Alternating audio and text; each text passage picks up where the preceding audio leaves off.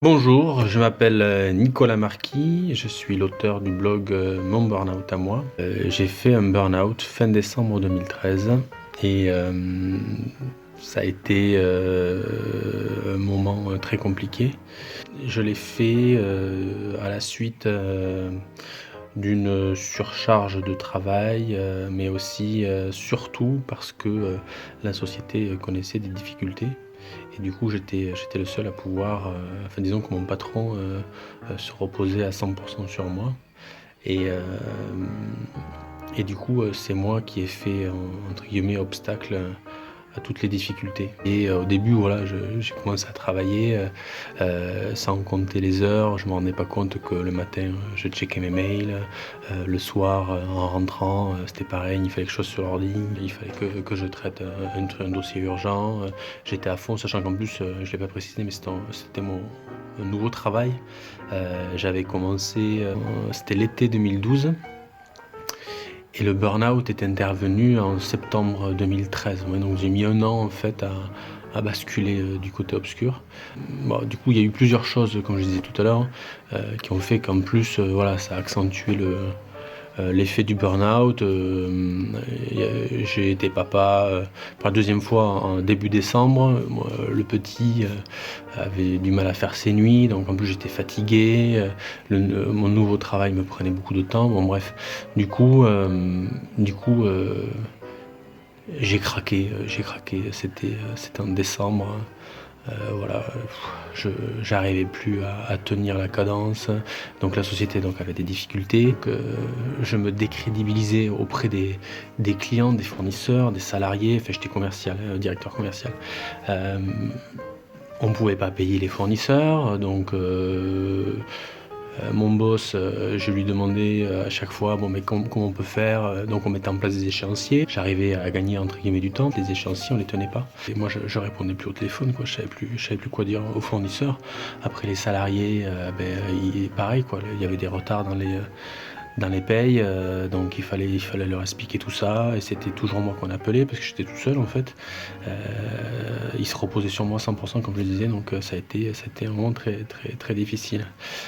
Donc je suis allé voir, au bout d'un moment, voilà, j'en pouvais plus, je faisais des crises d'angoisse en fait. Les premiers symptômes, c'était des crises d'angoisse. Voilà, la crise d'angoisse, je sais pas si vous connaissez, mais c'est, voilà, on a peur de mourir, voilà, c'était tous les jours, j'étais constamment, je dormais plus, j'arrivais plus à réfléchir, enfin voilà, c'était vraiment très compliqué, donc je suis allé voir le docteur, je pleurais le soir aussi en rentrant, je mettais des boules qui pour plus entendre mes enfants, je tremblais, j'avais toujours peur de faire un malaise, du coup, voilà, bon, c'était vraiment une période très compliquée, donc je suis allé voir le docteur, et le docteur, bon, de suite, il m'a dit, là ça va plus, il faut s'arrêter, vous faites un burn-out, quoi.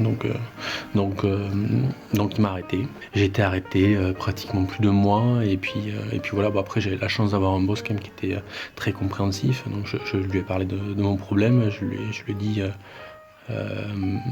ce que le docteur m'avait dit, donc il a très bien compris. De toute façon, il a compris de suite, que c'était lié à l'activité. Donc voilà, il m'a dit non, repose-toi, tu restes chez toi.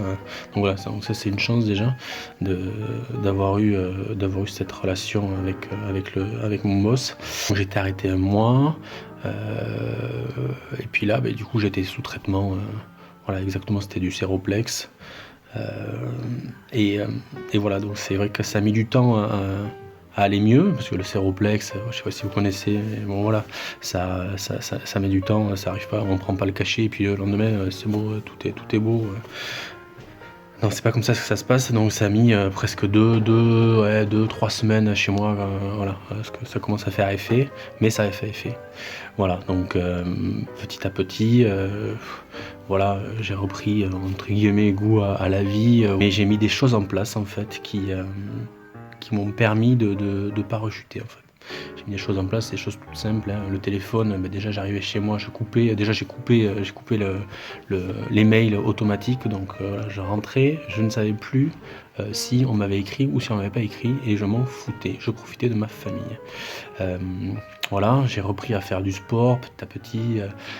Voilà, après j'ai fait plein de techniques. Je suis allé voir un accompagnateur de vie, j'ai un coach de vie, je l'ai toujours. Il m'a appris la méditation, j'ai fait du yoga et je continue un peu à faire toutes ces activités. Voilà, je cours beaucoup maintenant. Bon, maintenant ça va mieux, ça n'a rien à voir. Voilà, ça, on est en 2016 en même temps. Bon, il y a des burn-out qui durent très longtemps, mais moi, au bout d'1 an et demi, j'ai arrêté le traitement en 2015. Donc vous voyez, ça va faire 1 an que je suis plus sous traitement, mais voilà, je suis très fier de l'avoir arrêté, d'avoir arrêté le séroplex et d'avoir repris le contrôle en fait sur ma vie. Donc le burn-out, c'est quelque chose de très compliqué. J'en ai fait un blog, du coup. Alors au début, c'était une sorte d'exécutoire. Il fallait que je parle, il fallait que ça sorte en fait. Donc j'ai décidé de créer le blog, donc mon burn-out à moi. .fr où j'explique un peu déjà mon parcours et puis 2 les solutions que j'ai pu trouver pour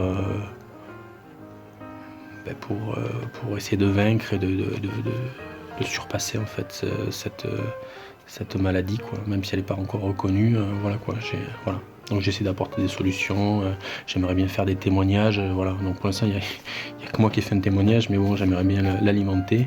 Donc d'ailleurs je vous invite, si vous regardez cette vidéo, allez sur le blog, et si vous souhaitez témoigner, si vous n'êtes pas en burn-out ou si vous sentez que vous êtes en burn-out, bon voilà, vous pouvez toujours apporter votre contribution. C'est la première vidéo, j'espère, d'une longue série. Moi j'en ferai d'autres pour apporter maintenant des solutions. Voilà, vous dire un peu qu'est-ce que j'ai pu faire pour m'en sortir, quelles ont été les techniques que j'ai utilisées. Et puis voilà, et puis maintenant la vie est belle, j'ai un nouveau boulot, j'ai mis des choses en place qui me permettent aujourd'hui d'être vivant, libre, tout ce que vous voulez, mais en tout cas ça va beaucoup mieux. Et en fait le burn-out, il faut surtout en parler autour de soi, il ne faut pas se recroqueviller, il faut aller consulter, il faut en parler à ses amis, à ses proches, à sa femme, à son père, à sa mère, à qui vous voulez, mais il faut, voilà, c'est quelque chose qui est très difficile à vivre, mais on s'en sort. Ciao.